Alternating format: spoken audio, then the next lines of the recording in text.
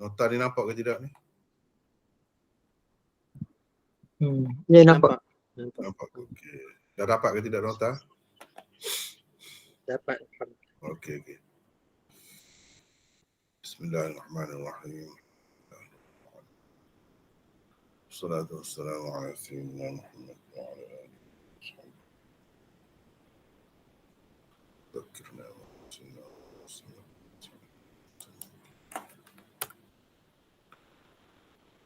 باب كيف التكشف عند الحاجة.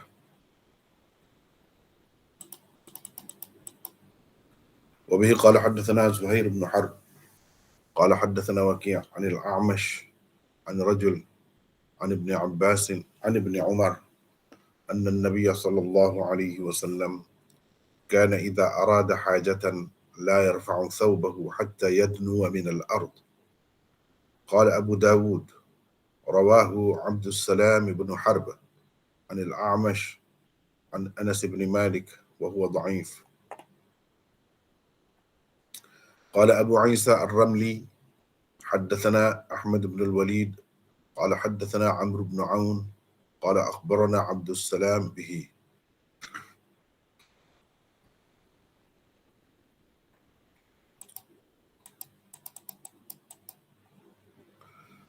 Bab bagaimana membuka aurat pada ketika hendak membuang air. Zuhair bin Harb meriwayatkan kepada kami, katanya Waki' meriwayatkan kepada kami daripada Al-Amash, daripada seorang lelaki daripada Ibn Umar, bahawa Nabi SAW apabila hendak membuang air tidak mengangkat kainnya sehingga dekat dengan tanah.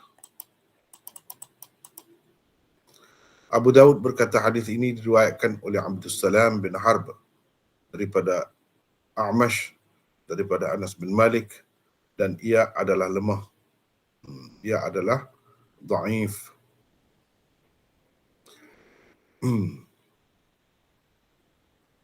Tengok setakat tu dulu, kalau kesempat lagi kita baca lagi malam ni.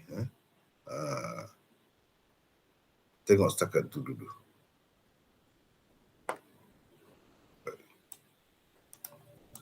Kita kembali semula ke tempat mula-mula baca tadi,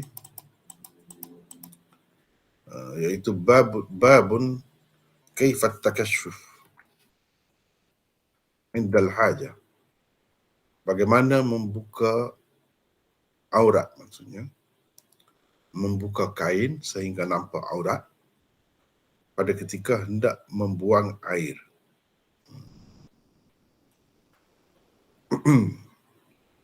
Baik, kita ada nota 92 di sini. Tujuan Imam Abu Daud mengadakan tajuk bab ini ialah untuk menyatakan bagaimana cara mengangkat atau membuka kain ketika hendak membuang air dan bilakah ia dilakukan. Adakah ketika masih berdiri tegak atau ketika hampir duduk? Hadis di bawah bab ini menunjukkan kain hendaklah diangkat apabila seseorang yang hendak membuang air hampir duduk. Kerana cara seperti itu lebih menutupinya daripada pandangan orang. Itu adalah salah satu adab membuang air yang diajar oleh Rasulullah sallallahu alaihi wasallam. Itulah tajuknya.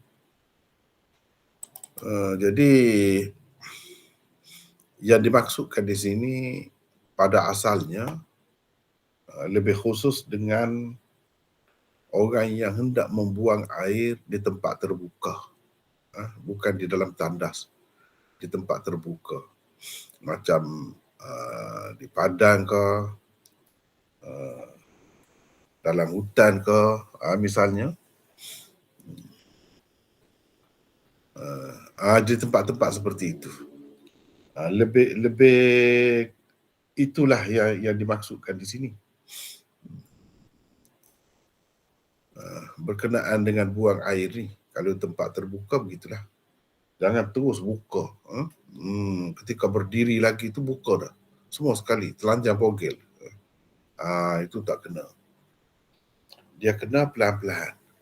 Sambil-sambil duduk tu sambil buka. Supaya apa? Supaya kalau orang yang berdiri daripada jauh tak nampak. Mungkin ada lindung apa-apa biasanya, adalah apa-apa. Sedikit sebanyak tu. Hutan ke belukar ke, atau semak ke, bila kita duduk tu lebih tertutup. Tapi kalau ketika berdiri lagi buka dah, mungkin nampak. Orang yang duduk jauh nampak. Jadi dengan maksud itulah disuruh buka ketika hampir duduk tu. Hampir nak duduk. Hampir nak duduk tu. Barulah buka. Buka, angkat lah, maksud angkat. Ataupun nak buka semuanya pun tak apa. Tapi pada ketika itu.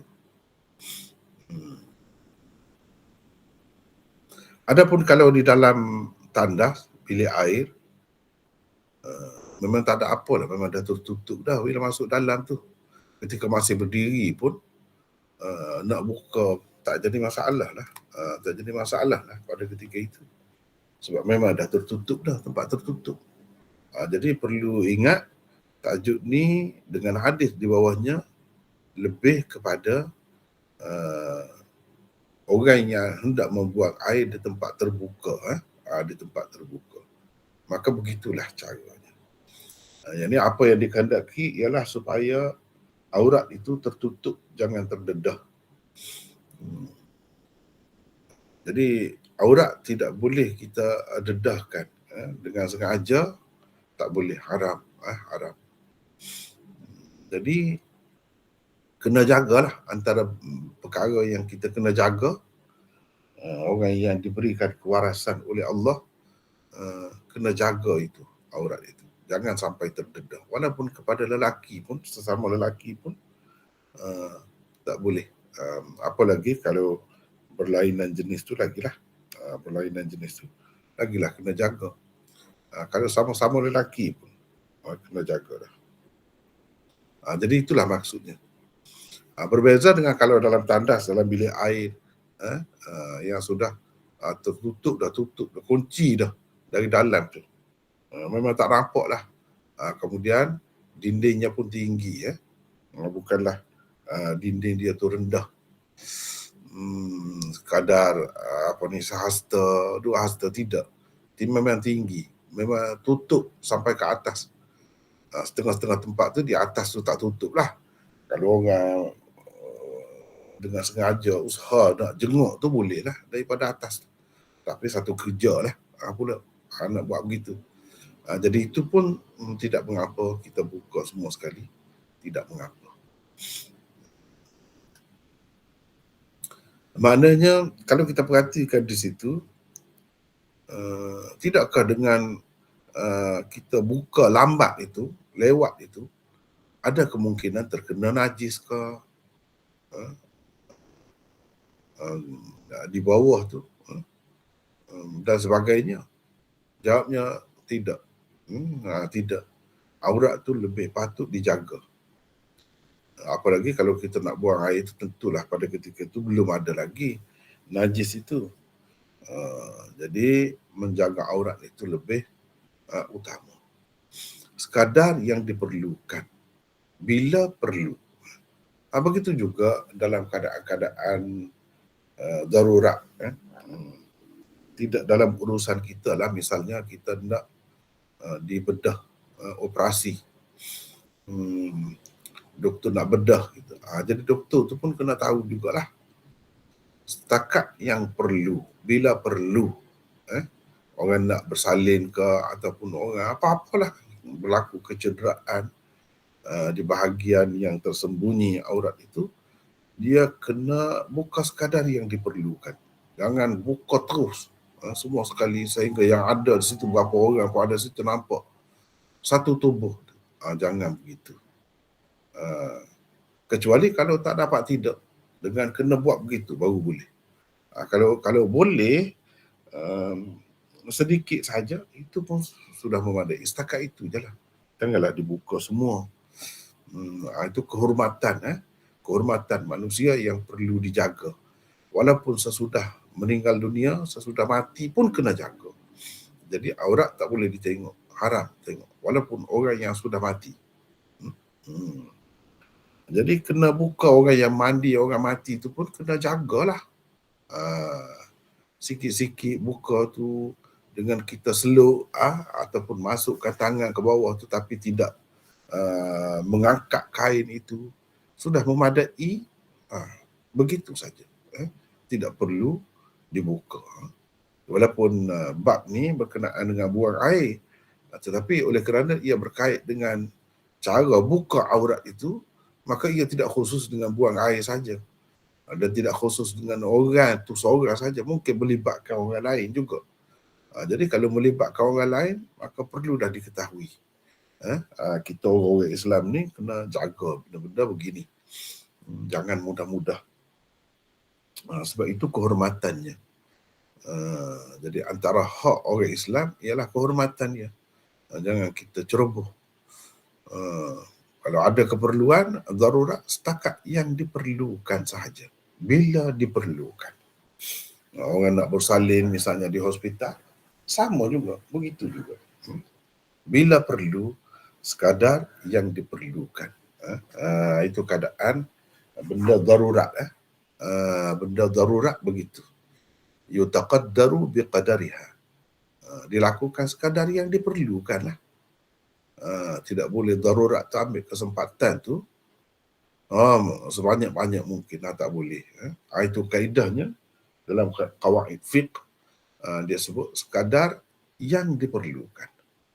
Misalnya terlalu lapar, tak ada makanan, makan babi. Jadi sekadar yang menghilangkan terlalu lapar sangat itulah yang boleh mengancam nyawa kita tu. Sekadar itu saja, selebihnya jangan. Itu hukum benda-benda yang darurat. Sama juga yang ni, sama juga. Boleh, lelaki pun boleh menyambut anak yang baru lahir itu, tapi begitulah kaedahnya. Perempuan pun sama. Kalau katakanlah bidan itu perempuan, doktor perempuan, sama juga. Lihat bila perlu sahaja. Ketika tidak perlu, jangan dibuka. Jangan dibuka aurat orang. Begitu maksudnya. Baik. Jadi bagaimana cara buka tu? Jadi kita boleh tengok. Imam Abu Daud sama juga pengarang-pengarang kitab hadis yang lain bila dia buat tajuk tu. Jadi nak tahu jawapan dia, atau kalau di sini kaifa, bagaimana, kaifiat, cara tu. Jadi cara tu boleh dilihat dalam hadis yang dikemukakan di bawah bab itu. Itu caranya. Kita tengok hadis tu. Jadi kalau Rasulullah sallallahu alaihi wasallam sebagaimana tersebut di dalam hadis ni, dia tidak buka semua sekali semasa masih berdiri lagi. Tetapi dia buka sikit-sikit sehingga bila dekat betul-betul dengan tanah, barulah buka semua.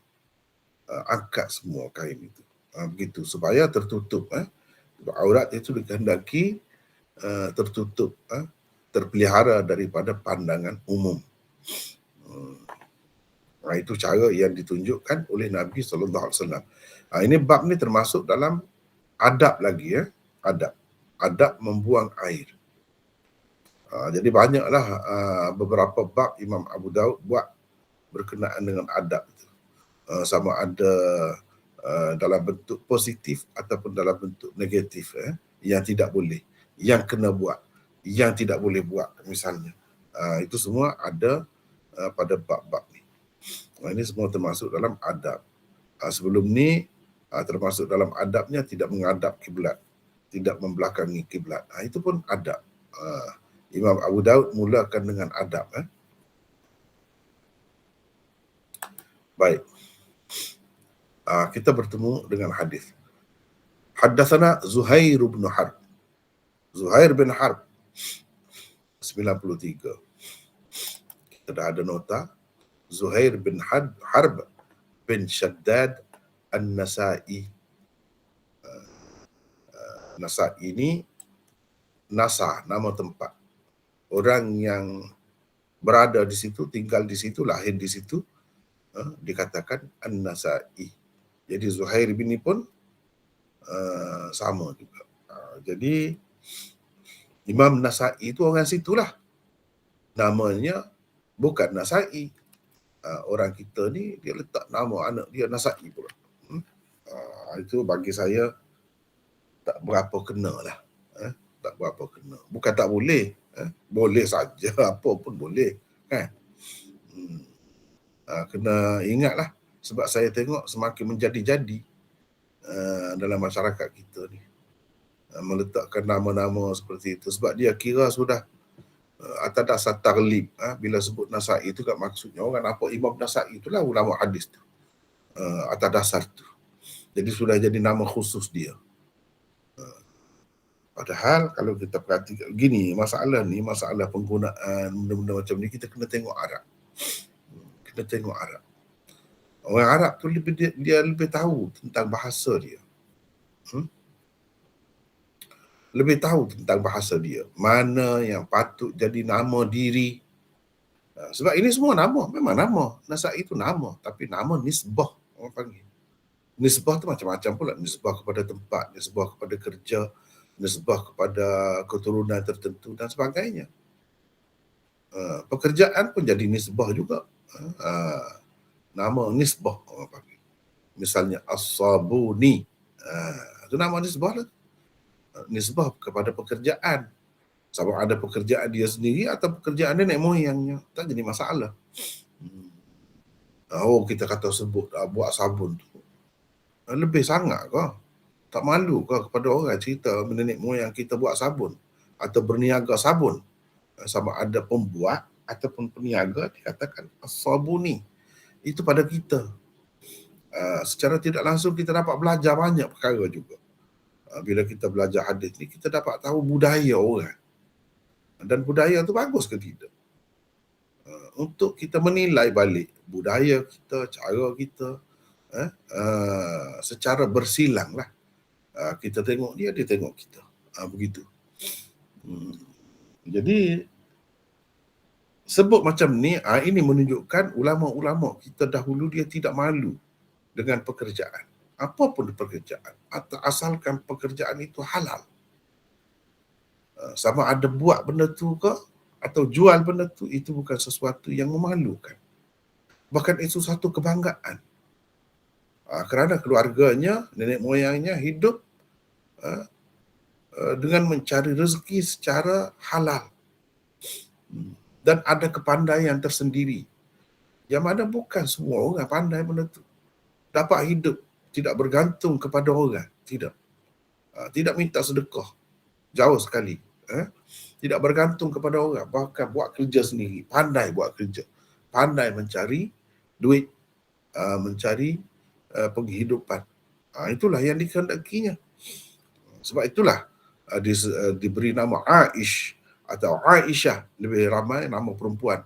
Maknanya orang yang boleh hidup bukan sekadar hidup biasa, tapi dapat mencari rezeki kerana sihatnya, kerana ada kemampuannya, kerana pandainya, bijaknya. Itu yang dimaksudkan dengan Aisyah. Itu atas dasar tafa'ul, mengambil sempena baik, macam doa, macam harapan juga, supaya orang yang diberi nama begitu, semoga dia jadi begitu.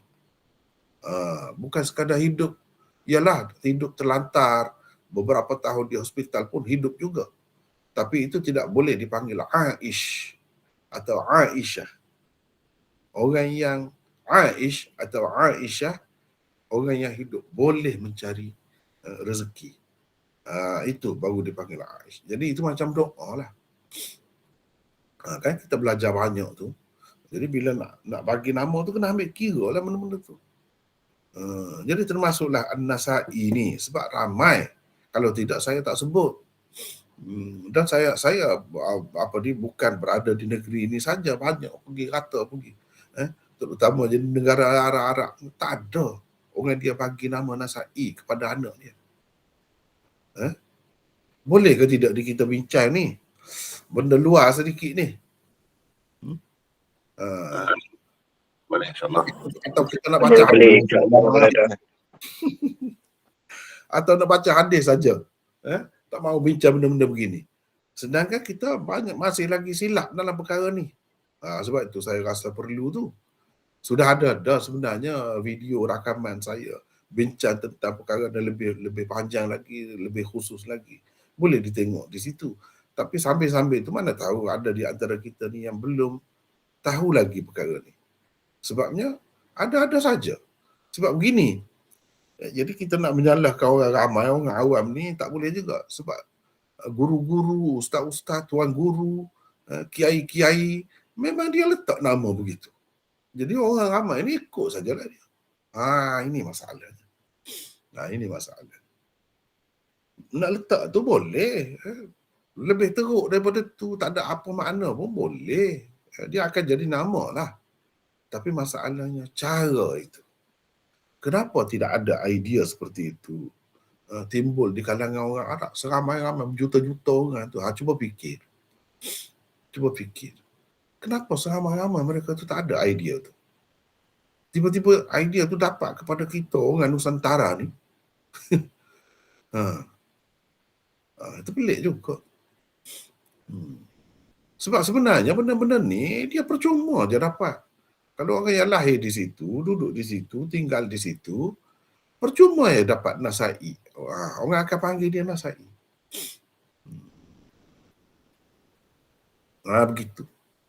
Jadi orang kita ni kadang-kadang pelik-pelik lah nama. Dia letak nama Siti Khadijah lah. Anak dia tu kalau perempuan, Siti Aisyah. Kan? Mungkin ada di kalangan kita ni yang masih lagi begitu kan. Itu yang saya sebut tu. Kita belajar sepatutnya ada perubahan lah. Biarlah kalau ada dia tak belajar, biarlah. Baru nampak kelebihan kita belajar. Dah salah banyak dah. Bukan senang nak hapuskan dalam surat beranak, dalam kad kenalan. Dah ada alias pula. Susah lah.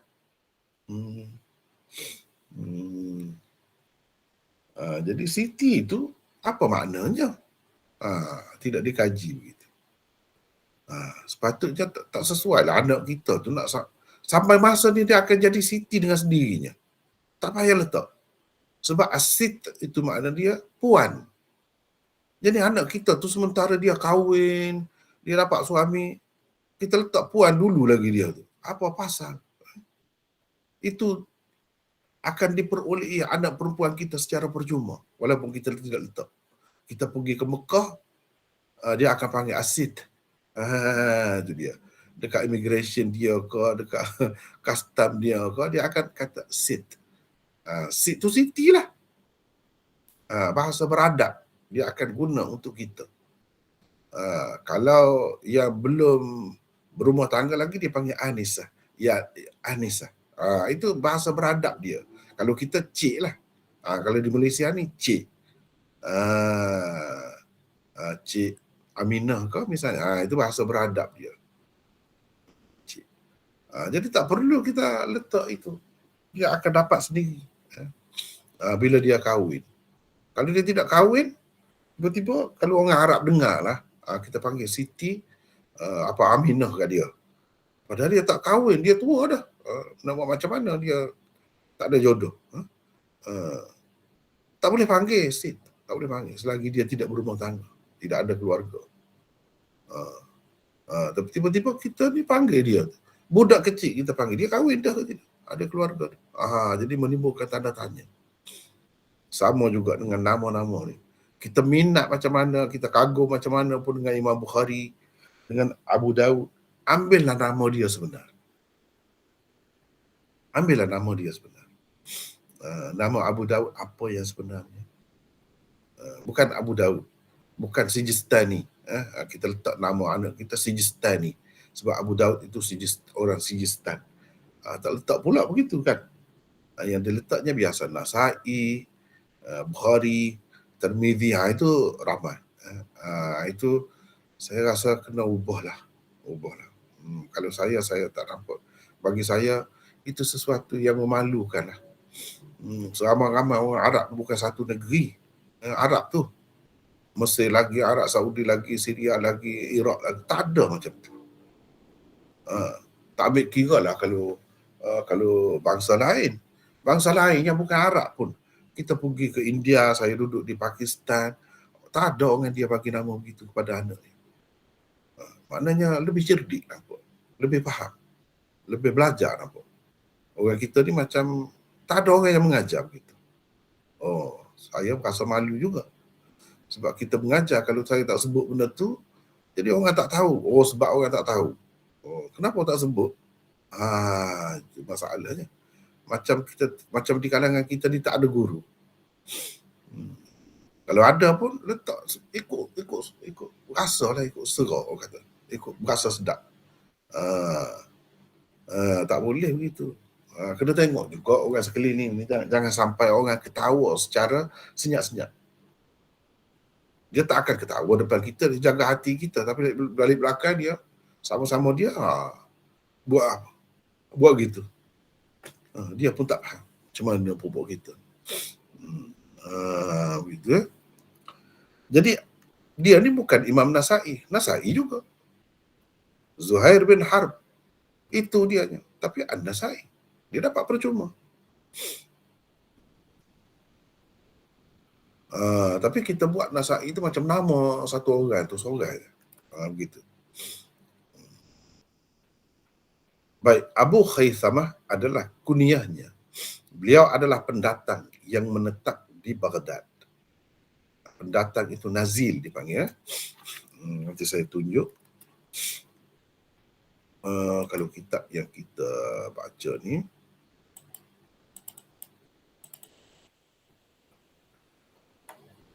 ni cuba kita tengok di sini. Ni cuba tengok. Nazil Baghdad. Ni nazil. Kita pun boleh guna ni. Pendatang. Mana bukan orang asal Baghdad, tidak. Tapi orang yang pergi dan menetap di situ, itu dipanggil nazil. Kalau kita terjemah pendatang lah. Tapi pendatang pun dia sudah jadi penduduk tetap di situ. Nama sebenar datuknya ialah Ashtal.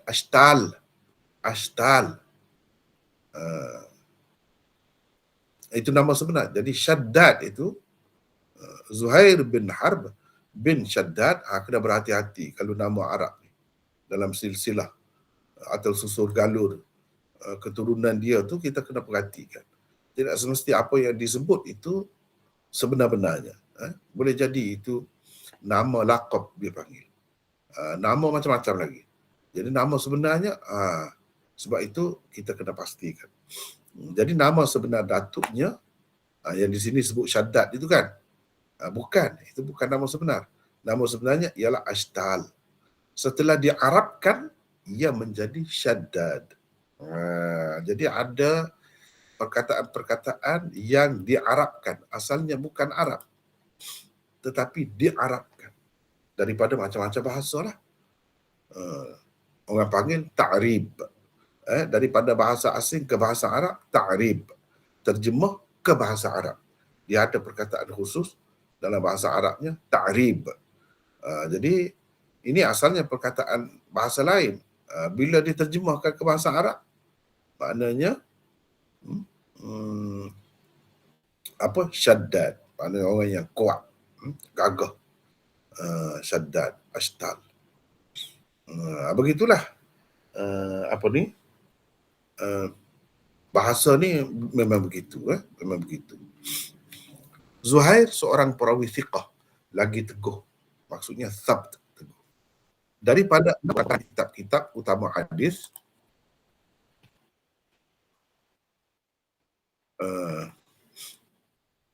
hanya Imam Tirmidzi tidak meriwayatkan daripadanya.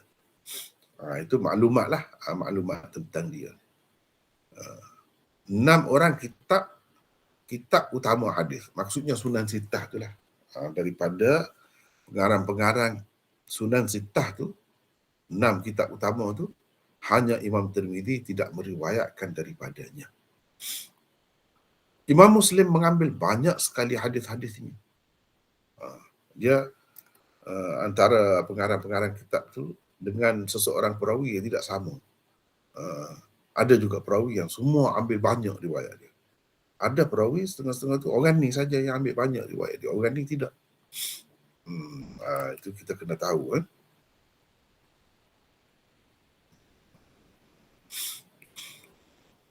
Di dalam At-Taqrib, Hafiz Ibn Hajar berkata, Muslim meriwayatkan lebih 1000 hadisnya. Banyak itu. Di dalam At-Taqrib, yang ini Taqribut Tahdzib. Tapi disebut dengan ringkas. Cuba tengok di sini. Tapi tak ada di sini. Saya ambil di lain. Tentang apa nama ni?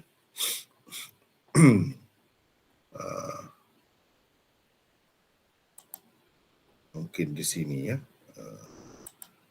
Sambil tunjuk kitab Sambil tunjuk kitab. Cuba tengok di sini. Ini dalam syarah Abu Daud juga. Cuba tengok. Zuhair bin Harb ni akhraj lahu ashabul kutub as-sittah illa Tirmidzi wa qad akhraja anhu Muslim katsiran. ولهذا يأتي ذكره في صحيح مسلم كثيرا. قال في التقريب. Dia berkata di dalam At-Taqrib. Anak kira maklum dah lah tu dalam kitab-kitab ni, dia kira orang yang baca ni orang yang pandai dah lah. Dia tak sebut dah siapa pengarang kitab Taqrib, siapa yang kata begitu.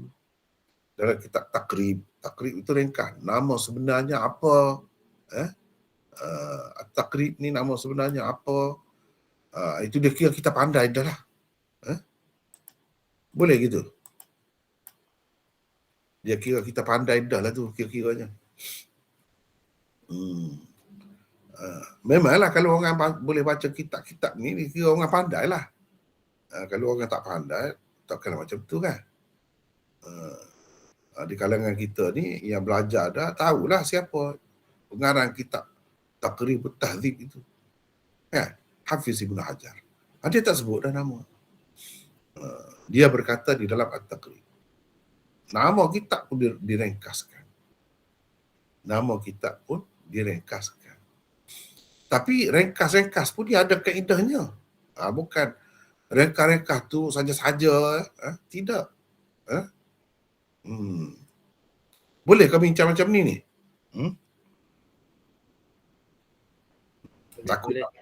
Takut peserta nak tengok hadis tu. Boleh. Bincang macam ni. Boleh. Sebenarnya dapat maklumat banyak. Lepas tu meningkatkan ilmu kita tu. Jadi tidak jadi salahlah saya bercakap saja, tidak jadi begitu. Jadi Maulana. Ya.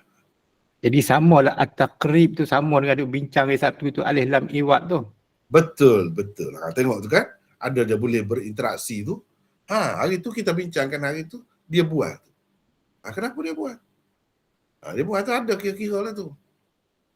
Ada kira-kira tu. Sama juga di sini, dia buat pun dia ada tanda, dia bukan buat orang kata sembarangan ikut suka hati dia buat, tidak. Dia ada alif lam ni. Cuba tengok alif lam ni lah. Sebab nama asal tak ada alif lam tu. Taqribut Tahdzib. Tak ada alif lam. Bila buat At-Tahdzib itu, dia letak alif lam dekat nama yang pertama. Nama tu terdiri daripada 2 perkataan. Dia letak alif lam di situ. Jadi alif lam tu kita kena tahu. Baru ni kita dah belajar dah. Nasib baik sahabat kita ni, peserta kita, Wan Zahidi. Dia daripada mana ni Wan Zahidi ni? Putrajaya. Dia ingat yang kita belajar hari tu. Saya dah sebut dah. Mungkin kalau saya tanya tu, terpinga-pinga pula. Kaedah yang sama. Cuba tengok. Maknanya sekarang ni kita tengok, bukan setempat, bukan seorang, bukan dalam satu kitab saja guna macam tu. Cumanya terpulang kepada kita lah. Kita nak dapat pastikan alif lam tu alif lam apa. Orang yang belajar senang lah. Orang yang belajar dia tahu. Ini alif lam iwaq. Iwaq kepada apa? Mudhafun ilaih yang mahdzuf. Macam baru ni lah. Ganti alif lam yang menunjukkan ada sesuatu yang diganti. Yang diganti itu mudhafun ilaih. Sebab nama kitab tu terdiri daripada 2 perkataan. Perkataan yang kedua dibuat. Sebab dia kira maklum dah. Buang tu. Nak ringkas. Fit taqrib kata dia. Qala fit taqrib. Dia tak sebut dah pengarang. Sebab kira maklum. At-taqrib ni taqribut tahdhib. Jadi kalau saya sebut pun saya kira begitulah. Di dalam at-taqrib, cuma saya sebut Hafiz Ibn Hajar. Sebab jadi maksud at-taqrib tu bukan nama kitab tu. Begitu at-taqrib, bukan. Nama sebenarnya Taqribut Tahdhib. Disebut begini mengikut kaedah, ada kaedahnya. Begitu untuk ringkas. Hafiz Ibn Hajar berkata, Muslim meriwayatkan lebih 1000 hadisnya. Ibnu Abi Syaibah mengambil lebih banyak lagi hadis daripadanya berbanding Muslim. Kerana beliau meriwayatkan lebih 1500 hadis daripada Zuhair. Jadi mana Zuhair ini guru kepada Muslim, guru kepada Ibnu Abi Syaibah, bukan guru kepada Imam Abu Daud sahaja, tidak. Jadi ramai daripada pengarang-pengarang kitab-kitab yang utama ni, guru mereka sama. Jadi mereka berkongsi guru. Tapi kadang-kadang sama-sama murid itu tak bertemu pun. Sama-sama murid itu tak bertemu. Sebab orang ni pergi tahun ni, tempat tu dia bertemu dengan guru tu. Lepas tu dia baliklah. Balik ke negeri dia. Jauh-jauh pula tu negeri tu. Bukan senang nak pergi, sekali-sekali pergi. Jadi orang lain pergi tahun lain. Walaupun guru sama, macam mana dia tak kenal, kita kata. Sebab masa belajar itu, zaman belajar itu tidak sama. Guru tu duduk situ lah. Jadi pelajar ni macam-macam lah. Orang ni mari kemudian, orang ni mari dulu. Lepas tu dia habis dah sesi tu, sesi lain pula bermula. Begitu. Zuhair meninggal pada tahun 234 Hijrah ketika berumur 74 tahun. Jadi dengan kita menyebut benda ni penting ni. Bukan saja-saja sebut ni. Kalau dalam kitab-kitab rijal ni mesti. Paling tidak. Tahun kewafatan ataupun meninggal itu. Kalau dapat sebut tarikh lahir lagi bagus. Tapi paling tidak kalau nak ringkas tahun meninggal sahaja dia mesti. Sebab apa? Kita nak pastikan bersambung tu. Ini orang yang belajar hadis begitu. Nak pastikan antara guru dengan murid tu memang bertemu. Masa dia tu memang sesaman. Sebab ada juga kadang-kadang didakwa, kalau kitab-kitab tidak masyhur lah, didakwa bertemu, ambil daripada orang ni. Padahal orang tu dah lama meninggal sebelum dia lahir lagi. Itu tak boleh. Sebab itu penting kena tahu. Tarikh tu, tarikh meninggal tu. Jadi kalau dia kata dia ambil daripada orang tu, sedangkan orang tu meninggal dunia ketika dia belum lahir lagi. Macam mana dia nak ambil? Begitulah di setiap peringkat tu dikaji. Sebab itu selalu disebut tarikh meninggalnya. Dan saya pun buat begitu juga. Kalau disebut ketika berumur. Apa pentingnya? Kita boleh tahu tu. Dalam kajian hadis ni, perawi-perawi ni, kitab-kitab rijal dia penting benda-benda ni. Sebab bila sebut umur, kita boleh tengok. Dan kita orang yang hidup kemudian pun boleh tahu sejarah. Orang pada ketika tu, umur dia biasanya pukul rata berapa. Satu kita tahu. Dan umur ni pada peringkat tu boleh nyanyuk ke tidak. Perawi yang belajar daripada dia, ambil hadis daripada dia tu, dia ambil ketika umur berapa. Ambil kira tu semua. Takut-takut perawi tu, kemudiannya dia nyanyuk. Ketika umur tua tu dia nyanyuk. Ada juga orang yang tidak nyanyuk, ada juga. Tetapi ramai juga yang nyanyuk. Jadi kita mesti nak tahu orang ni belajar tu tahun bila. Sebab itu penting semua benda tu. Penting kita tahu dah. Kalau bagi kita sekarang ni, kita boleh tahu umur dia lebih kurang orang-orang kita juga. Bahkan orang kita ni ramai juga yang pendek umur. Tak sampai 60 lagi, 50-an, 40-an mati dah. Jadi kita mungkin boleh buat kajian lain pula. Adakah berkait dengan udara dia ke, berkait dengan makan minum dia ke, atau macam mana? Boleh pula buat kajian itu. Jadi orang-orang yang kaji dalam bidang ilmu lain, dia boleh pula tumpai ni. Ilmu rijal ni. Tumpai. Nak tengok orang zaman tu di setiap peringkat tu macam mana. dari segi kesihatannya, dari segi apa semuanya, kita mana-mana yang menjadi tanda khusus lah kepada perawi-perawi itu akan diceritakan. Misalnya walaupun umur dia begitu, gigi dia masih kuat lagi. Disebut tu. Disebut. Tak ada satu gigi dia yang telah hilang. Tak ada. Disebut. Misalnya bila cerita tentang Asma, anak Sayyidina Abu Bakar itu, disebut. Benda-benda begitu. Kalau dia tidak uban, disebut dia tidak uban. Kalau orang zaman sekarang ni tak boleh percaya sangat lah sebab dia dye rambut kan. Tapi orang zaman dulu pun dye juga. Dye juga. Cuma diketahui lah. Diketahui. Maklum gitu.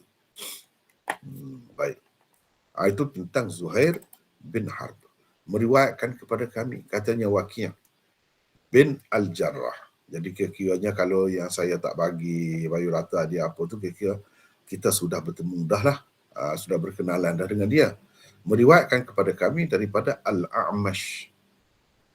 Ini nama gelarannya Sulaiman, itu nama sebenar. Sulaiman bin Mihran. Daripada siapa? Seorang lelaki.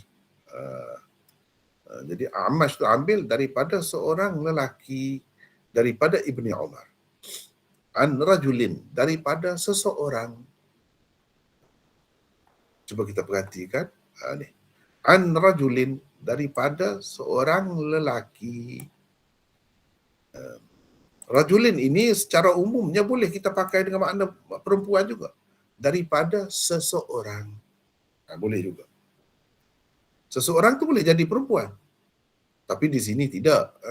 Banyak digunakan bila sebut rajul tu makna lelaki lah. Lelaki.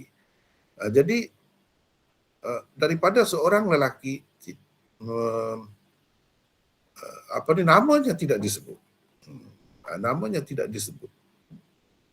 Baik, kita ada nota di sini 94. Jadi sampai sini saya nak orang lain baca lah pula. Boleh sesiapa baca? Peserta kita ramai ni. Sila baca. Mudah-mudahan dapat ambil berkat sedikit seorang kan. Silakan.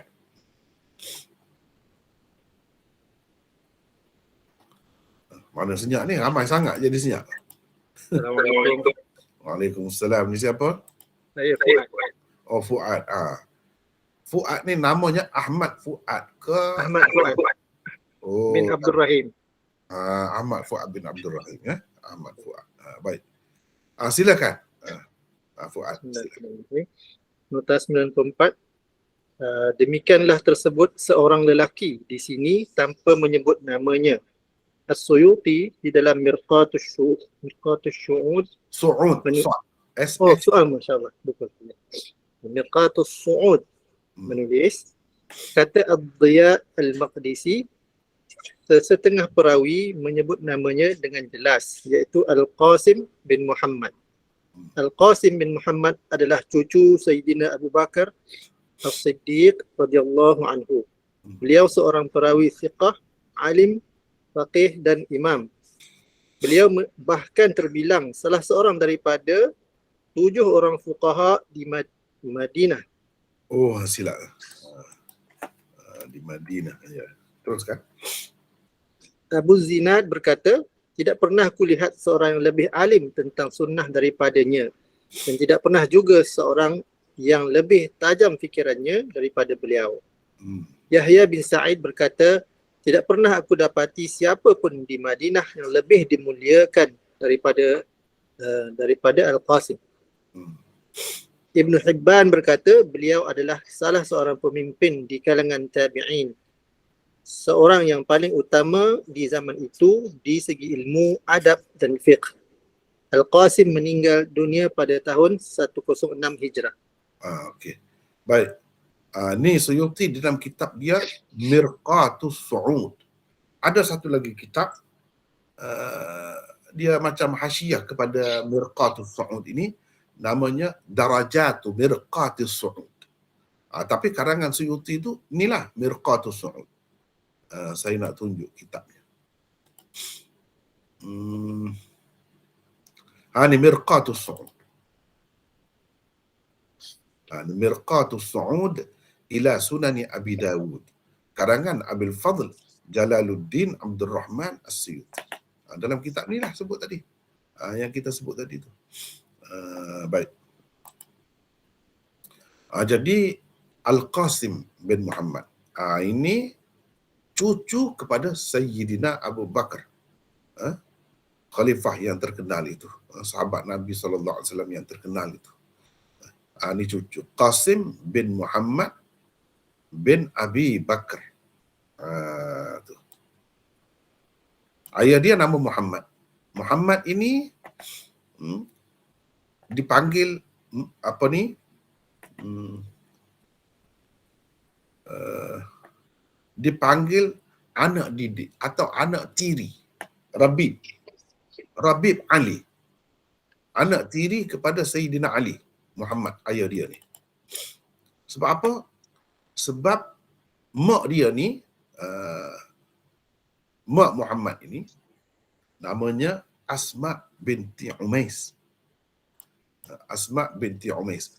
Ini pun kita kena biasakan juga, bila belajar hadis, nak ingat perawi-perawi ni, kita kena ingat cerita-cerita tu, perawi-perawi tu. Misalnya Muhammad, Qasim bin Muhammad. Ayah dia ni anak Sayyidina Abu Bakar lah. Sayyidina Abu Bakar ni ramai isterinya. Selain daripada isteri, dia ada hamba sahaya dia. Jadi kalau isteri itu setakat 4 lah, ramai pun. Setakat 4 lah. Jadi ini anak Sayyidina Abu Bakar dengan Asma binti Umais. Asma binti Umais ini mula-mulanya isteri kepada Ja'far bin Abi Talib, abang Sayyidina Ali. Itu Asma. Lepas tu bila Ja'far meninggal dunia, cuba kita ingat sejarah. Ja'far meninggal dunia dalam perang Mu'tah. Perang Mu'tah berlaku pada tahun yang ke-8. Mu'tah tu sekarang ni dalam Jordan. Kubur mereka semua ni, sahabat-sahabat yang ada di situ. Ada di Jordan itu. Perang Mu'tah. Dialah yang mula-mula pegang bendera tepi perang. Ja'far. Dan dia berhijrah ke Habasyah bersama isterinya Asma binti Umais. Bila dia balik, tahun yang ke-7. Tu tahun kepulangan sahabat-sahabat yang berhijrah ke Habasyah, tahun yang ke-7. Dia kahwin lah. Dia kahwin dah dengan Asma tu. Dia dapat anak lah. Lepas tu, tahun yang ke-8 dia mati dalam perang Mu'tah. Bila dia mati, isterinya Asma itu dikahwini oleh Sayyidina Abu Bakar. Asma ni panjanglah ceritanya. Jadi orang yang kalau nak mahir ilmu rijal, dia kena benda macam ni, dia kena ambil kira. Dia kena baca tentang perawi-perawi itu. Perawi itu banyak generasi lah. Generasi sahabatnya ada kitab-kitabnya. Generasi tabi'inya ada kitab-kitabnya. Generasi tabi'inya ada kitab-kitabnya yang tersendiri. Dan perawi-perawi di dalam kitabnya ada kitab-kitabnya yang tersendiri. Kita kena baca. Jadi Asma binti Umais bila balik, dia kahwin dengan Sayyidina Abu Bakar selepas suaminya iaitu Ja'far bin Abi Talib meninggal dunia. Bila kahwin dengan Sayyidina Abu Bakar, bayangkan tahun ke-8, 9, 10, 11, tu 3-4 tahun saja. Kahwin, maknanya dia masih muda lagi lah kira-kiranya. Dapat beranak lagi. Dapatlah anak Muhammad ini. Itu ceritanya, dapat anak. Dan dia rapatlah dengan Sayyidina Abu Bakar tu,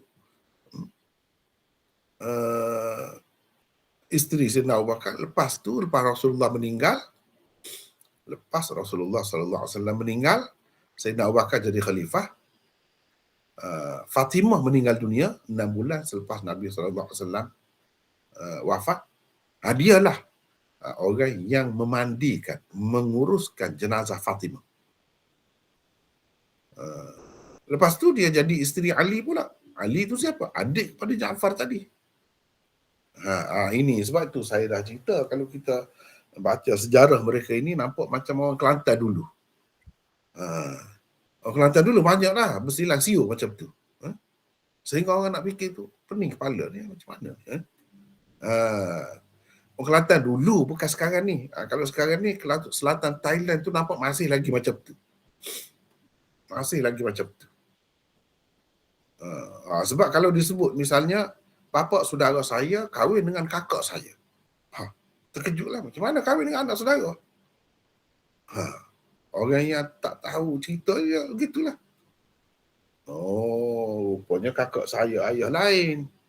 Jadi pak saudara saya tu pak saudara adik-beradik ayah saya. Jadi mak saya ni sebelum kahwin dengan ayah saya, dia kahwin dengan orang lain, dia dapat anak. Anak itulah kahwin dengan bapa saudara. Gitu. Jadi orang tak faham, macam mana boleh kahwin dengan bapa saudara? Tapi dalam kes macam tu boleh. Itu ceritanya. Jadi banyaklah kalau Kelantan ni dia bersilang siur macam tu. Orang ni kahwin dengan orang ni, mula kahwin dengan abang, lepas tu kahwin dengan adik. Bercerai dengan abang tu. Lepas tu kahwin pula dengan adik. Tak kisah, tak ada jadi masalah. Dia baik pun. Lepas tu pergi mari bukan kata bermasaman muka tak. Tidak. Gitu. Jadi bila dia ni, Sayyidina Abu Bakar meninggal dunia, dia kahwin dengan Ali. Ali lah yang mengasuh sebab kecil lagi ni, Muhammad ni. Antara peristiwa yang menyayatkan hati dalam sejarah lah. Muhammad ini yang disebut kurang elok sedikit. Walaupun anak Sayyidina Abu Bakar. Tercemar sedikit sejarah dia. Ialah dia terlibat, dia termakan, dia ayah propaganda musuh-musuh Islam yang hendak menggulingkan, menjatuhkan Sayyidina Uthman. Jadi mereka itu dia terpengaruh. Dan termasuk dalam orang-orang yang panjat rumah Sayyidina Uthman itu, pergi nak bunuh Sayyidina Uthman. Dia pun termasuk. Ni kalau kita baca kitab-kitab sejarah, ada sebut. Kitab mana-mana pun ada sebut. Cuma dia tidak terlibatlah secara langsung dalam pembunuhan tu. Sebab apa? Bila Sayyidina Uthman tengok dia, Sayyidina Uthman kenal lah. Kamu Muhammad, kata dia. Maknanya kamu pun terlibat. Kalau ayah kamu tahulah, tengok kamu ni, tu dia lari terus. Dia tidak terlibat. Itu dalam sejarah. Itu dalam sejarah disebutkan begitu. Dia lari tu. Mana dia tidak terlibatlah tangan dia tu membunuh, tidak. Orang lain yang membunuh tu orang lain. Adalah dalam sejarahnya. Tetapi Muhammad ni dia dapat anak yang sangat berbakat. Siapa anak? Al-Qasim ni lah. Al-Qasim ni. Begitulah manusia ni. Kadang-kadang semasa hidup dia ada sedikit sebanyak kekurangan. Allah SWT bagi cucu dia, anak dia. Ikut mana-mana pun darah Sayyidina Abu Bakar tu. Orang baik. Orang baik. Dan orang bijak. Jadi Al-Qasim ni cucu Sayyidina Abu Bakar, anak kepada ni Muhammad. Dia tidak seibu tidak seibu sebapa dengan Sayyidatina Aisyah. Muhammad ini hanya sebapa sahaja. Ibunya lain. Adapun yang seibu sebapa dengan Aisyah ialah Abdurrahman bin Abu Bakar. Abdurrahman bin Abi Bakar itu seibu sebapa. Baik, Al-Qasim ni, inilah dianya. Seorang yang sangat alim. Di sini sebut thiqah lagi, alim lagi, faqih lagi, imam lagi. Dan kalau di Madinah ni kan, Imam Malik, kalau 7 orang ni sepakat dalam suatu perkara, dia anggap itu sebagai amal ahli Madinah. Mana kuatlah tu bagi dia. 7 orang tokoh. Termasuk salah seorangnya Al-Qasim. Sebab itulah Abu Zinad berkata, kemarin kita sudah belajar Abdurrahman bin Abi Zinad. Ini ayahnya. Abu Zinad berkata, tidak pernah kulihat seorang yang lebih alim tentang sunnah daripadanya. Mana sangat alim lah. Dan tidak pernah juga seorang yang lebih tajam fikirannya daripada beliau. Dia tak pernah tengok. Sampai begitu sekali. Yahya bin Sa'id berkata, tidak pernah aku dapati siapa pun di Madinah yang lebih dimuliakan daripada Al-Qasim. Memang orang sangat sanjung dia, sangat mulia dia. Di kalangan tabi'in pula, dia ni salah seorang tokoh lah. Salah seorang tokoh. Di zaman itu, orang yang paling utama sama ada di segi ilmu, adab dan fiqh. Al-Qasim meninggal dunia pada tahun 106. Jadi mengikut setengah-setengah ulama, berdasarkan nukilan Jalaluddin As-Suyuti, dia sebut Ad-Diya' Al-Maqdisi. Ad-Diya' Al-Maqdisi yang mempunyai karangan Al-Mukhtarah, Mukhtarah, hadis-hadis Mukhtarah, itu kedudukannya tinggi juga. Dia sebut ni rajul yang tidak disebut, seorang lelaki ni maksudnya Al-Qasim itu, bukan orang lain. Al-Qasim itu. Baik.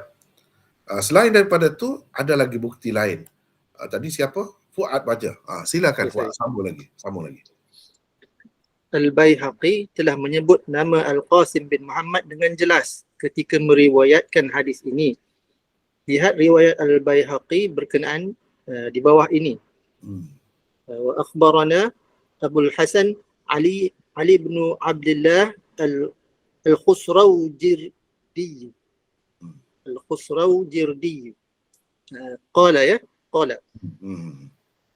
akhbarana Abu Bakr Al-Ismaili حدثنا عبد الله بن محمد بن مسلم من أصل كتابه قال حدثنا أحمد بن محمد بن أبي رجاء المصيصي. Dua perkara saya nak tegur sedikit ya. Orang-orang lain pun sambil-sambil dengarlah. Dengar. Memang boleh kita Ahmad Ibnu Muhammad Ibni Abi, boleh, tapi yang seeloknya kita sambung Ahmad bin Muhammad ibni Abi Raja. Itu yang pertama. Lepas tu bila sebut isim mansub ni, nisbah ni ada ya ni kan, ya ni bersabdu. Macam tadi Al-Ismaili, cara sebut tu tak berapa tepat. Dia kalau isim nisbah macam ni, ada ya nisbah di akhir dia tu, kita kena sebut macam bunyi sabdu sikit. Al-Ismaili, Al-Misisi, begitu. Bukan Al-Misisi, bukan. Al-Ismaili, bukan begitu. Cara sebut itu. Sebab orang boleh tahu ini ya nisbah. Bukan ya isim mangkus macam Al-Qadi. Itu bukan Al-Qadi. Bukan. Al-Qadi. Sebab itu isim mangkus. Takut jadi bertukar antara isim mangkus yang mana akhirnya ya juga dengan isim mansub. Bezanya kita, kalau kita tak bagi baris sepenuhnya pun kita macam bunyi macam sabdu gitu. Jadi al-misisi gitu. Misisi. Macam ada sabdu. Kalau kita nak sebut al-misisiyu lah, ada baris. Yeah. Kalau tak mau sebut baris tu, biar bunyi juga sabdu dia tu. Gitu. Ya, teruskan. Maksudnya al-Misisi tu dia nasab kepada Ahmad tu, Ahmad Ibn Muhammad. Ya. Jadi nisbah kepada itulah. Jadi dia jadi sifat ni, tapi kalau dari segi i'rabnya dia jadi sifat kepada Ahmad. Memang dia tu isim nisbah kepada Ahmad itu, tapi dia jadi dalam ayat ni dia jadi sifat kepada Ahmad. Teruskan. المصيصي شيخ جليل قال حدثنا وقيع قال حدثنا الأعمش عن القاسم بن محمد عن ابن عمر قال كان رسول الله صلى الله عليه وسلم إذا أراد الحاجة تنحى ولا يرفع ثيابه حتى yadnuwa minal ardh. Jadi hadis yang sama juga cuba perhatikan. Jadi Amash di sini sebut Al-Qasim bin Muhammad dengan jelas. Walaupun dalam riwayat Abu Daud ni seorang lelaki tak jadi masalah. Tidak menyebabkan hadis ini jadi dhaif. Sebab apa? Maklum berdasarkan riwayat yang lain. Cuba tengok ni, Amash juga yang meriwayatkan daripada Qasim bin Muhammad daripada Ibn Umar. Cumanya kenapa dalam riwayat Abu Daud ni dia tak sebut nama seperti di sini? Jawabnya kita kena tengok. Jawabnya tadi Waqi' Zuhair bin Harb, kita kena tengok dalam riwayat Baihaqi itu, dalam riwayat Baihaqi itu siapa yang di bawahnya? Di bawah lagi. Di bawah pada A'mash Waqi' sama. Di bawah lagi, ni dah tak sama. Dah tak sama. Tadi Zuhair bin Harb di bawah lagi. Kita tengok gitulah. Jadi inilah orang panggil saluran riwayat. Tariq. Tariq riwayat. Saluran riwayat. Berdasarkan saluran riwayat Al-Baihaqi, juga daripada A'mash ini, juga daripada Waqi'. Tapi disebut dengan jelas nama Al-Qasim bin Muhammad. Di tempat yang dalam saluran riwayat Abu Daud disebutkan rajulin sahaja. Itu penting. Kena tahu itu. Jadi tidak semestinya kalau dalam satu sanad itu tidak diketahui, kita tak boleh hukum kata majhul terus. Kita tu kata hadis tu dhaif tu tak boleh. Kena tengok dulu. Kena tengok saluran riwayat yang lain. Baru kita tahu. Jadi ini berdasarkan riwayat dengan sanad yang lengkap daripada Baihaqi. Tadi yang disebut oleh Jalaluddin Suyuti, dinukilkan daripada Ziya' al-Maqdisi, itu pandangan saja mungkin kita kata. Dia tahu macam mana? Tahunya daripada riwayat seperti inilah. Tengok tempat yang saya garis itu yang berkenaan. Teruskan. Maka tidak tepatlah orang yang berkata lelaki yang tidak disebut namanya di dalam riwayat Abu Daud itu ialah Ghiyath bin Ibrahim, salah seorang perawi dhaif. Orang yang berkata begini sebenarnya terkeliru kerana nama Ghiyath inilah yang tersebut di dalam riwayat Al-A'mash daripada Anas. Sedangkan ini adalah riwayat Al-A'mash daripada Ibni Umar.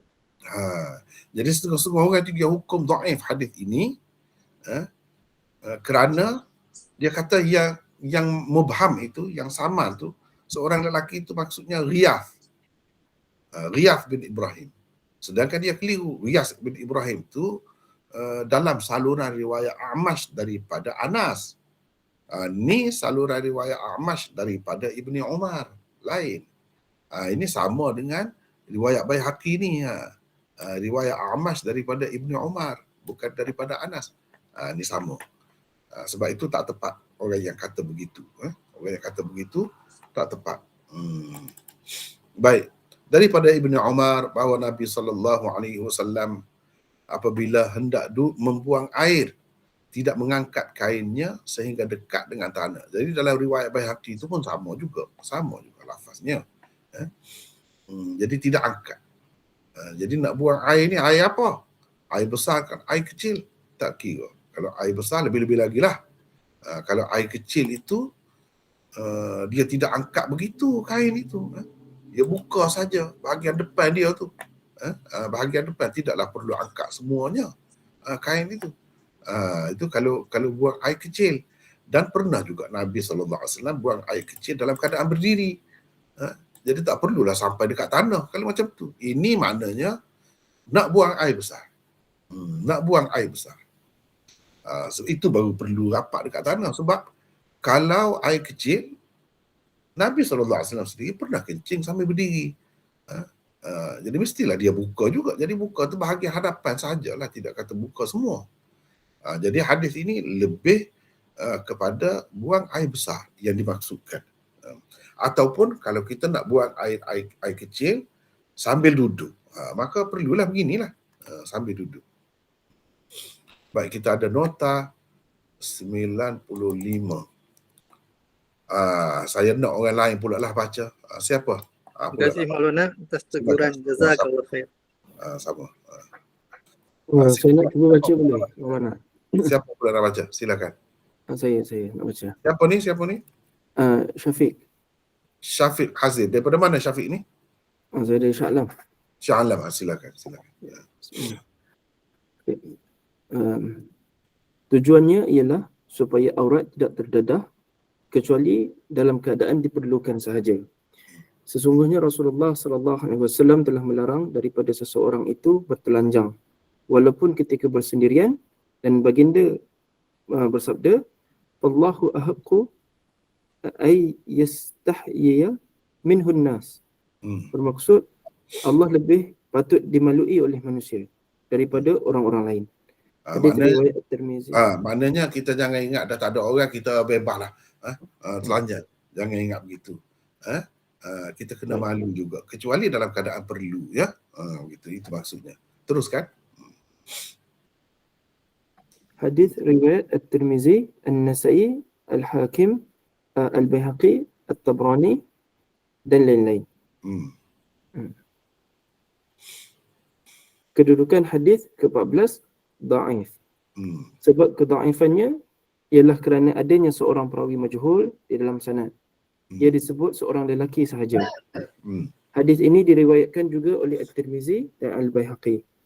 Oleh kerana Al-Baihaqi telah menyebutkan dengan terang nama lelaki yang tidak disebut namanya di dalam sanad Abu Daud ini, dia ialah Al-Qasim bin Muhammad.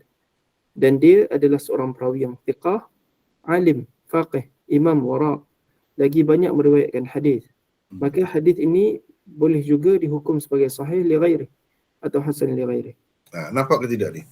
Jadi pada dasarnya kalau kita tengok kepada sanad ni saja, memang betul lah kalau kata dhaif. Sebab perawi itu majhul. Tetapi kalau kita nak tengok dengan lebih dalam lagi, kita tengok berdasarkan riwayat lain, ada sebut tadi macam kita dah sebut dah. Jadi inilah riwayat macam inilah yang dikatakan sahih li ghairi atau hasan li ghairi. Jadi kita kata sahih li ghairi, sahih hadis ni dhaif kalau sanad itu. Tapi ia jadi sahih kerana sanad Baihaqi tadi misalnya. Kerana orang lain sahih itu. Maknanya kerana sanad orang lain. Kalau hadis ini bertaraf hasan, hadis yang macam inilah kita kata hasan li ghairi. Kalau riwayat Baihaqi itu hasan li ghairi. Hadis ini. Kalau Baihaqi itu sahih, maka kita kata sahih li ghairi. Jadi hadis ini ia tu sendiri adalah dhaif. Tetapi boleh kita kata sahih atas dasar saluran riwayat orang lain. Itu maksud ghairihi, orang lain tu. Boleh faham? Gitulah maksudnya. Jadi lain kali kalau orang kata hadis ni dhaif, kita jangan kata terus, jangan serang terus dia tu. Boleh jadi maksud dia gini. Kalau ada pula hadis ni orang kata sahih, betul juga. Iaitu dengan mengambil kira sanad yang lain. Sanad yang lain. Bukan sanad itu sendiri. Kalau sanad itu sendiri tak boleh. Sebab memang majhul. Rajulin. Seorang lelaki. Siapa seorang lelaki tak ada sebut. Jadi hukuman terhadap saluran riwayat itu sendiri adalah dhaif. Tetapi kalau kita kata hadis itu sahih, boleh juga. Tapi dengan arti sahih li ghairi. Kalau kita kata hadis itu hasan, dengan arti hasan li ghairi, okey, boleh juga. Betul juga. Dengan sebab itu kadang-kadang orang yang tidak faham, dia kata, kenapa orang ni kata sahih, orang ni kata dhaif? Dia tidak faham. Itulah. Jadi orang yang kata sahih, kalau orang yang belajar, dia tidak kata apa juga. Betul juga kamu. Tapi sahih itu bukan sahih li dzatih, tapi sahih li ghairi. Yang macam inilah yang orang panggil sahih li ghairi ni. Kalau sahih li dzatih, sanad itu sendiri sahih. Sanad nak sahih ni, dia mesti kena perawi dia tu jelas. Ini tidak jelas. Jadi tidak sahih li dzatih, tapi sahih li ghairi.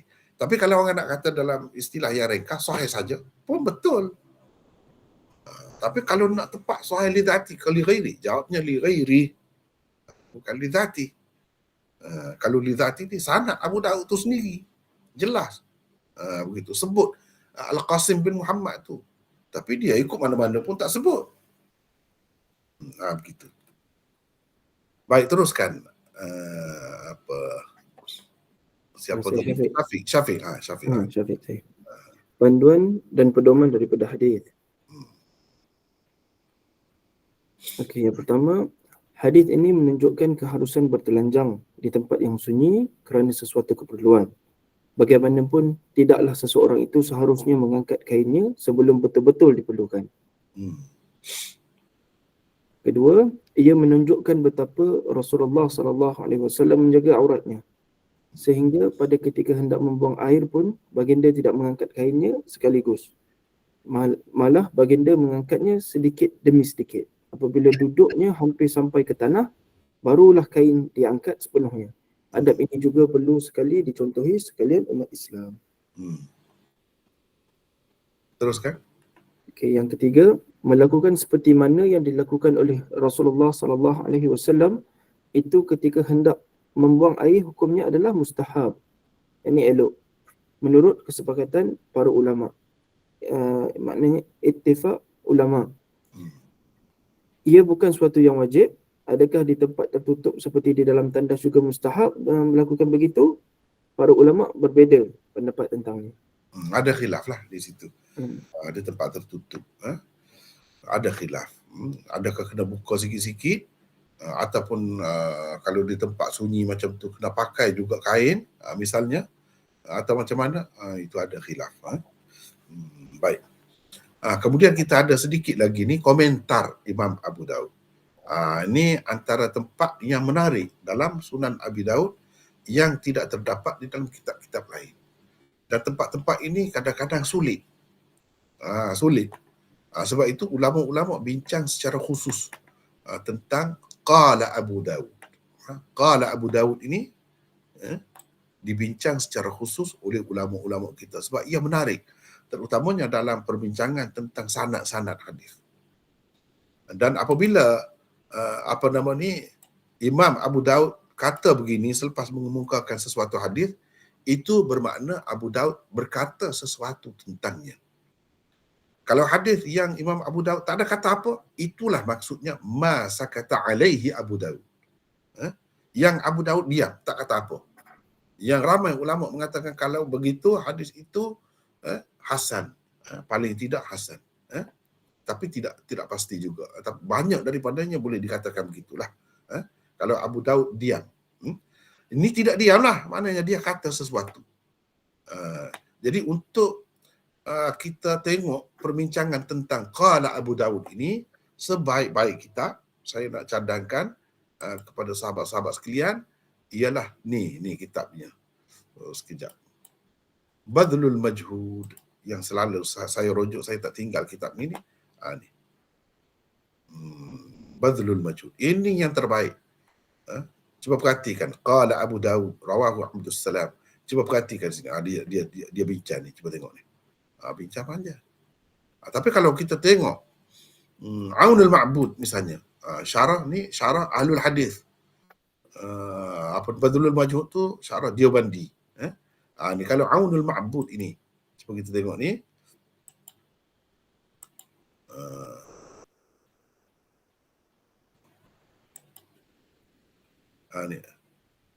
Qala Abu Dawud rawahu Abdus Salam ibn Harb anil A'mash an Anas ibn Malik wa huwa dha'if. Cuba gitu. Di sini ada juga. Ada juga. Tapi tidak semua tempat ada. Tidak semua pensyarah bincang tentang Qala Abu Daud apa ni, tidak semua pensyarah bincang. Tetapi saya perhatikan kalau Badlul Majhud ni memang dia tak tinggal. Hampir-hampir tak tinggal.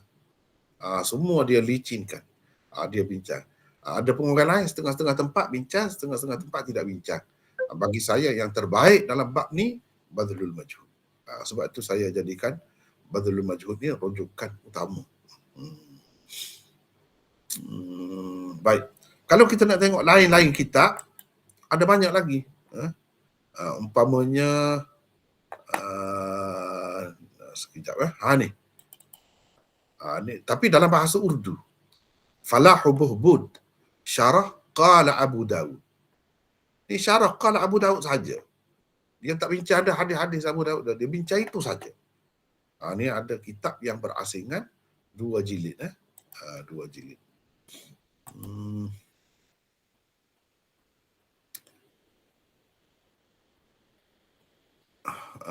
Gitulah. Dan ada banyak lagi bincang tentang Qala Abu Daud itu saja, harap maklum harap maklum.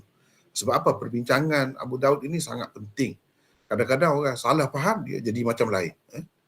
Abu Daud berkata hadis ini diriwayatkan oleh Abdus Salam bin Harb daripada A'mash daripada Anas bin Malik dan ia adalah lemah. Jadi kalau kita tengok ni matan ini saja, terutamanya orang yang tidak biasa lah, dia macam-macam boleh timbul fikiran dia. Adakah maksud Abu Daud dengan berkata gini, hadis ini ni hadis di atas tu, hadis yang ke-15 itu, atau yang mana ni? Dia nak kata lemah ni, Abdul Salam bin Harb ni ke lemah? Atau mana? Yang mana yang dimaksudkan lemah ni adalah lemah ni? Itu dia boleh jadi keliru di situ. Sebab itu perlu kepada rujukan tentang qala Abu Daud. Ini boleh dikatakan dalam Abu Daud, dalam kitab lain tak ada. Ini keistimewaan dia lah. Perkara yang berbeza kitab ni daripada kitab lain. Baik, kita ada nota 96. Saya nak orang lain pula baca di sini. Siapa nak baca? Silakan. Siapa nak baca? Silakan. Orang lain pula supaya tidak penat seorang-seorang tu. Silakan. Saya baca Maulana. Silakan. Arsyad, silakan. 96. Tuan Abu Daud berkata begini, bukan untuk melemahkan, yakni mendaifkan Abdul Salam, kerana Abdul Salam adalah seorang perawi hafiz lagi thiqah. Ia pula adalah perawi Sahih Bukhari dan Sahih Muslim. Maksud beliau berkata begitu ialah untuk mendaifkan saluran riwayat Al-A'mash daripada Anas, kerana Al-A'mash tidak mendengar daripada Anas. Kerana itulah apabila Tirmizi meriwayatkannya, beliau berkata secara mursal. Secara mursal. Jadi yang Imam Abu Daud nak dhaifkan itu sanad ini. Abdul Salam bin Harb daripada A'mash daripada Anas bin Malik. Ada juga hadis yang macam ni. Tapi bukan daripada Ibnu Umar. Tadi yang kita baca tu daripada Ibnu Umar. Ni riwayat Abdul Salam bin Harb daripada A'mash daripada Anas. Itu yang Imam Abu Daud maksudkan lemah tu. Jadi hadis tu lebih kurang hadis ni juga. Yang itu kalau dalam Tirmizi, Imam Tirmizi kata itu mursal. Mursal. Teruskan lagi. Abdul Salam bin Harb ialah bukan saudara Zuhair bin Harb, perawi hadis ke-14 di atas. Susu galuh Abdul Salam adalah seperti berikut. Abdul Salam bin Harb bin Salamah Al-Nadiyal Kufi, kunyahnya ialah Abu Bakr. Beliau seorang perawi thiqah lagi hafiz. Sekejap lah, saya nak cek balik. Mungkin tersalah ni. Abdul Salam. Sekejap .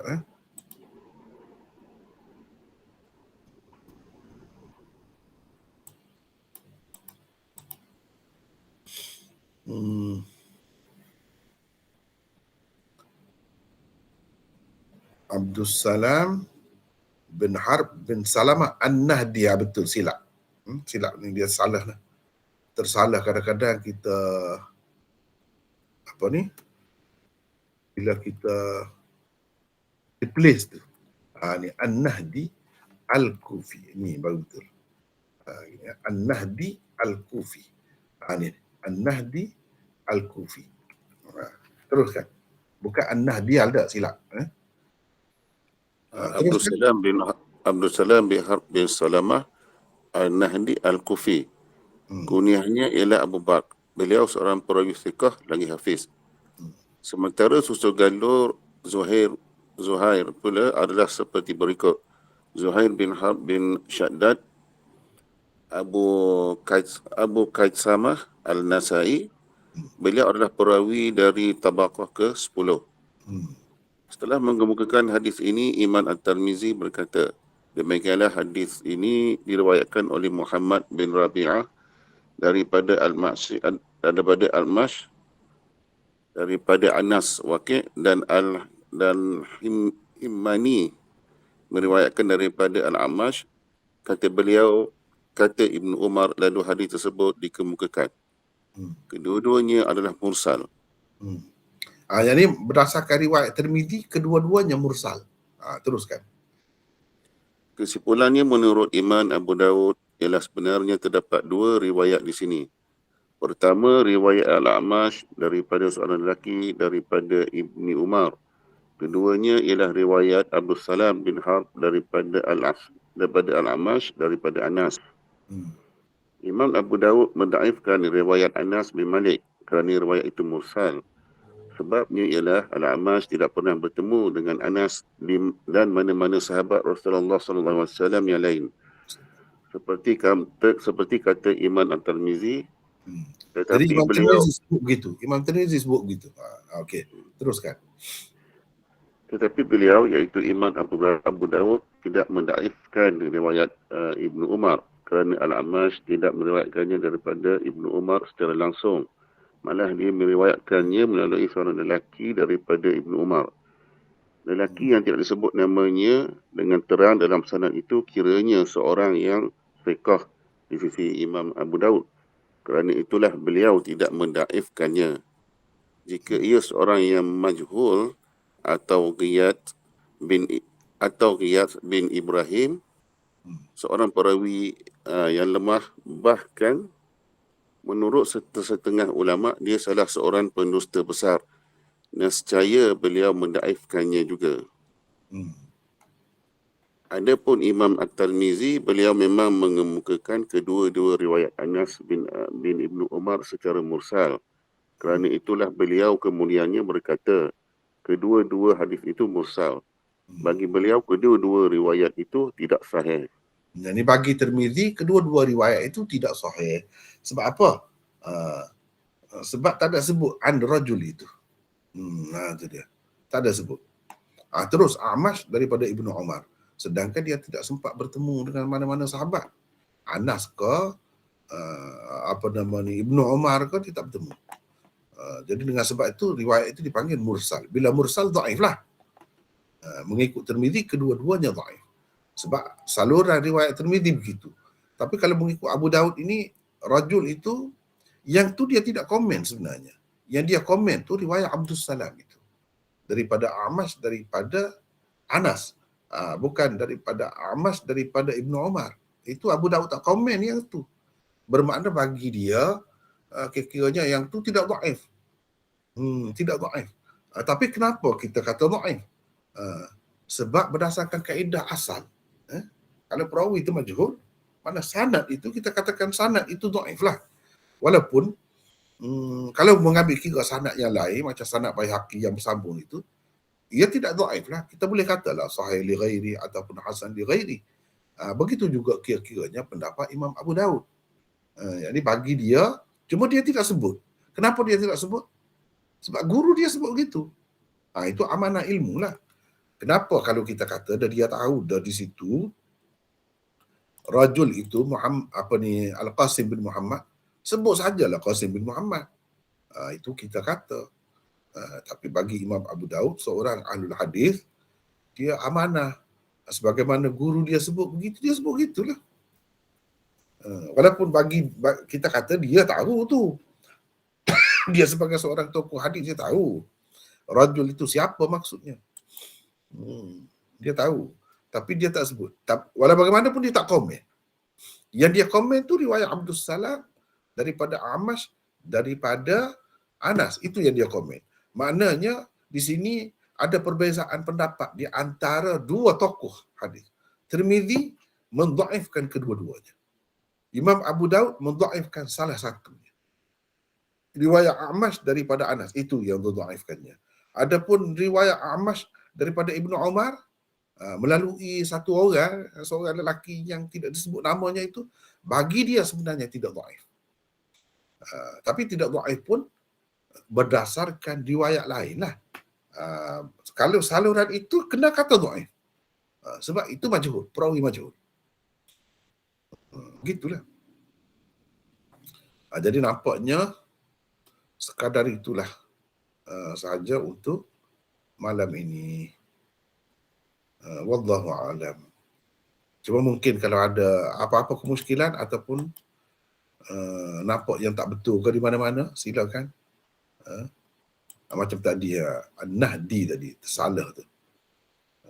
Itu pentingnya bila kita tulis, kita baca pula ya. Bila kita baca tu tahulah di mana yang silap. Silakan kalau ada apa-apa kemusykilan, silakan. Maulana nak tanya sikit. Ya, ya. Adakah Al-A'mash ni Sulaiman bin Mihran yang merupakan perawi rantaian emas Imam Bukhari?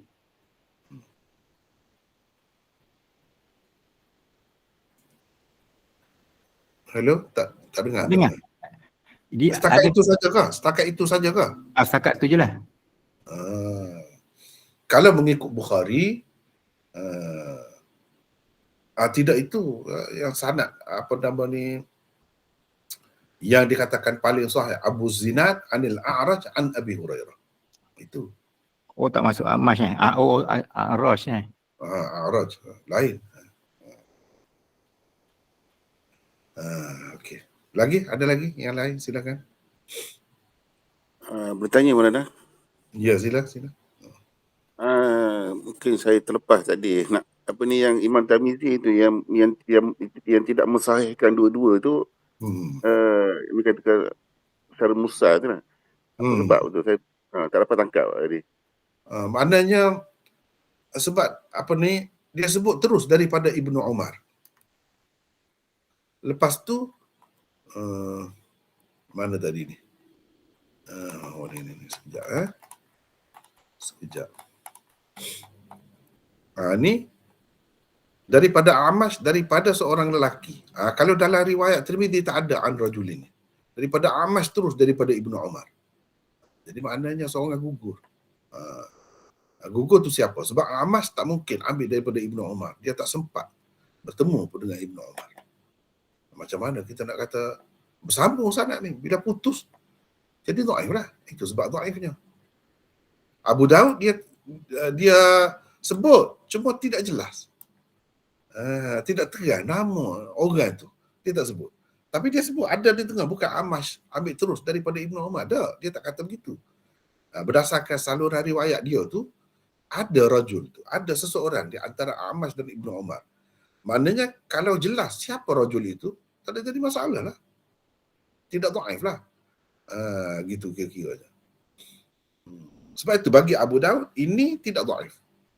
Sebab bersambung sanadnya. Cumanya secara umum bila nak menilai sanad, orang akan menilai ni sanad ni lah. Jangan ambil kira yang lain.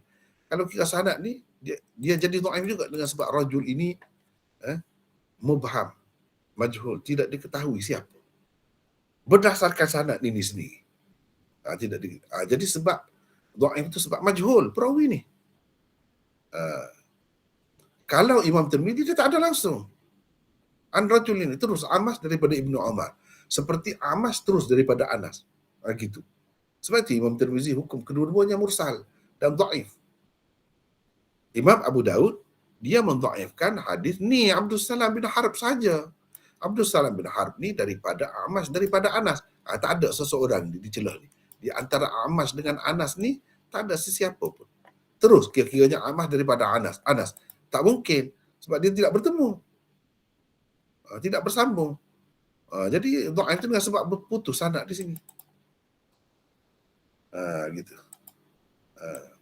Imam Abu Daud komen yang ini saja. Yang dia kemukakan itu dia tak komen. Sebab apa? Sebab tidak putus ini ada seseorang. Cuma seseorang itu siapa? Seseorang itu tak jelas. Tak disebut nama. Selagi tidak disebut nama makna majhul. Bila majhul dhaif lah. Begitu. Jelas? Boleh? Alhamdulillah. Boleh nampak. Tapi kalau apa ni disertakan macam hadis Al-Bahaqi tadi tu, nampak lagi jelas lagi lah. Mana hadis ni memang li ghairi lah maksudnya gitu macam tu lah. Sahih li ghairi lah. Tapi kalau kira sanad ini saja, tetap kita kena kata dhaif. Sebab apa? Rajul itu majhul. Terima kasih Maulana. Ya. Boleh dah? Boleh Maulana. Orang lain boleh? Atau ada lagi kemusykilan? Satu lagi mungkin boleh? InsyaAllah. Maulana, ada orang tulis dalam chat Maulana, ada soalan dalam chat. Apa? Dalam chat, dalam ruangan chat yang Oh, gitu. sebelah dia Maulana. Tu ada orang tanya soalan. Minta izin bertanya berkenaan perawi majhul dan perawi pelupa. Mengapa perawi majhul? Saya baca ya. Kan nampak, semua nampak kan ni?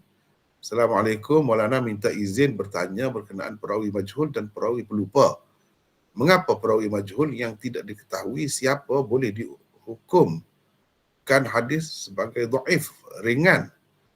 Sedangkan perawi pelupa yang ada kemungkinan ingat akan hadis dihukum mungkar yang lebih berat berbanding majhul. Majhul yang maksud ringan itu sekiranya macam tadilah. Ni ada dalam saluran riwayat lain. Itu maksud majhul ringan tu. Dhaif ringan itu. Kalau kita kata riwayat Abu Daud ini dhaif pun dhaif ringan.